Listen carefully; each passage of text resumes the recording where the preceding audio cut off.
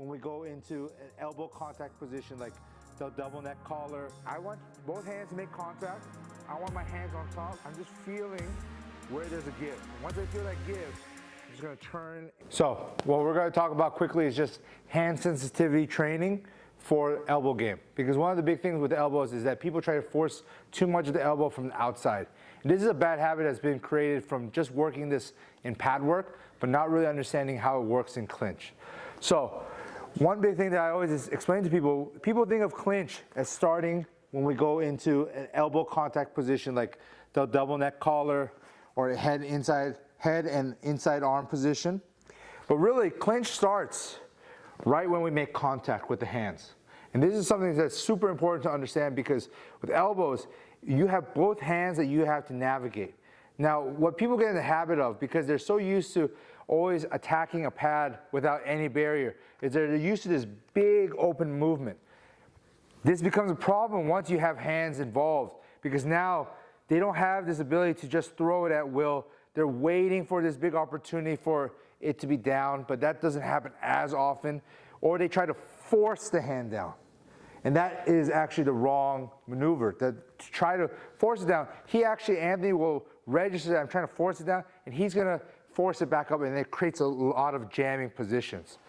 So one of the things that we emphasize quite a lot is his ability to just feel. And I always say, like, I want both hands to make contact. I want my hands on top. And I'm just feeling down and up, down on one side and the other, just a little bit, just to see where do I feel a give. If I feel that give, and the level I want to go to is not all the way down here, it's just the level of the chest. That's all I need to step forward and create that turn. So let's turn a little bit over here. All I'm looking for is I'm just putting a little bit of pressure, and Anthony's just going to give me just a nice light feedback, trying to keep his guard up. I'm just feeling where there's a give. And once I feel that give, I'm just going to turn and make that as subtle as possible. The problem that people will do is that they will try to force that hand. The natural reaction when he feels that is to push it back up, and then I'm jammed. So what we want to do is something so subtle that he doesn't even register that, and I just step in. 1, 2, 3, step in. I'm just feeling, I'm feeling, 1, 2. Now this takes a lot of patience. A lot of people want to rush this process because they don't want to deal with feeling for that subtlety of where that open energy is. So they usually skip this process. But I encourage you guys, spend at least 10 minutes working this. Find a partner, you know, Anthony's working this, he's just feeling for it. This will give you that sensitivity to also notice, if I'm working my defense, when I need to feel and subtly make that adjustment.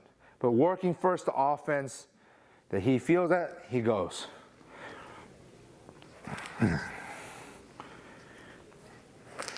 Perfect.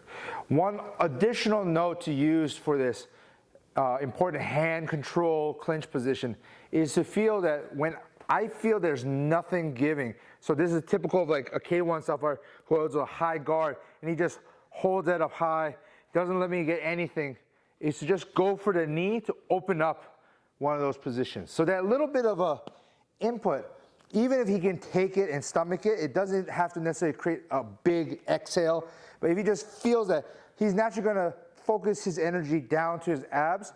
One of his hands are going to release, and that's going to create my opening for an elbow. So if I feel that stiffness, I can throw my knee, I can throw my other knee, 1, I feel that opening, and I take that elbow. But that builds on the skill of feeling one give, another give. If neither give, then I can go for a knee to the body or a cross to the body and then go for my elbow.